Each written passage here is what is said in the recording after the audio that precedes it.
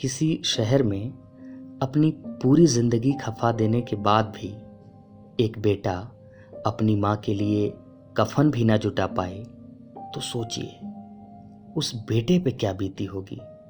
इस कोरोना महामारी ने गरीबों को दाने दाने के लिए मोहताज कर दिया है।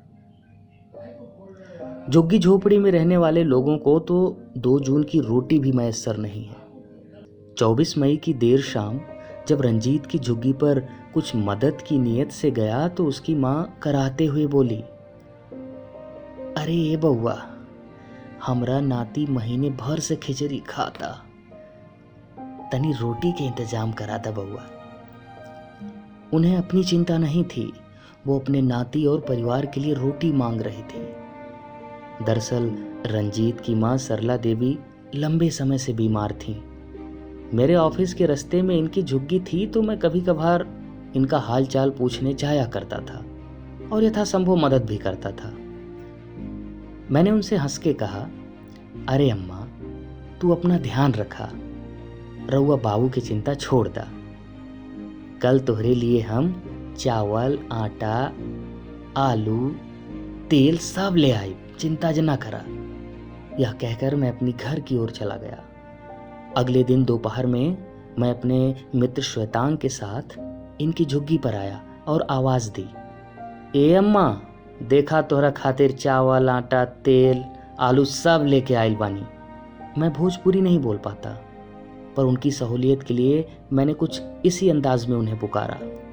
तभी उनकी बहू बबीता झुग्गी से निकल कर बोली, भैया, अम्मा तो गुजर गई। उनके ऐसा कहने पर मैं थोड़ा चौंका। मुझे लगा मैंने शायद कुछ गलत सुन लिया। मैंने कहा, क्या कहा आपने? तभी बबीता ने मेरी ओर देखते हुए कहा, हाँ भैया, अम्मा की कल शाम ही मौत हो गई। यह कहते हुए बबीता रोने लगी और मेरी ओर देखकर बोली, भैया, भगवान ना जाने कैसा समय ला देहले। अम्मा के कफन के लिए भी हम लोग पैसा न जुटा पैली। नेहा के पापा कई लोगन के आगे रात भर गिड़गिड़ैले। बड़े मेहनत से कफन और लकड़ी के इंतजाम हो पाई। यह कहकर वो जोर जोर रोने लगी। सच कहें तो ऐसी कहानी मैंने सिर्फ किताबों में पढ़ी थी या फिर फिल्मों में देखी थी। किताबों की ये कहानियाँ मेरे सामने ऐसे आएंगी मैंने कभी सोचा भी नहीं था।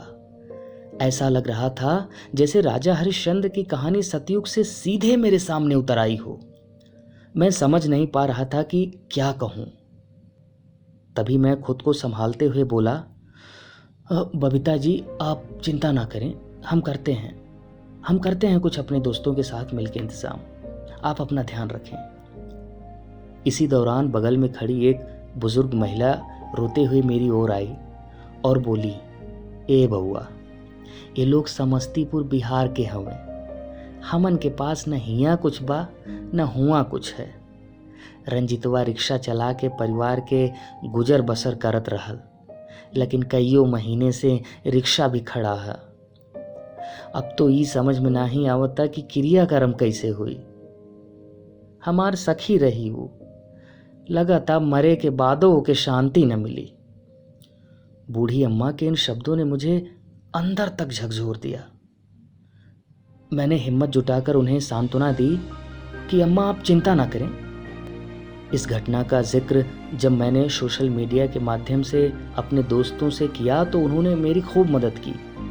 उन्हीं के सहयोग से मैं इस परिवार की आर्थिक मदद कर पाया। सच कहें तो गरीबों के लिए यह महामारी बहुत बड़ी मुसीबत बनी है। इन दिनों न उनके पास काम है, न जेब में पैसे हैं। शायद ही लोग इससे पहले इतने लाचार हुए हों। इसलिए हम सब की जिम्मेदारी है कि ऐसे गरीब बेबस लोगों की मदद करें। जितनी भी मदद हो सके उन तक पहुंचाएं।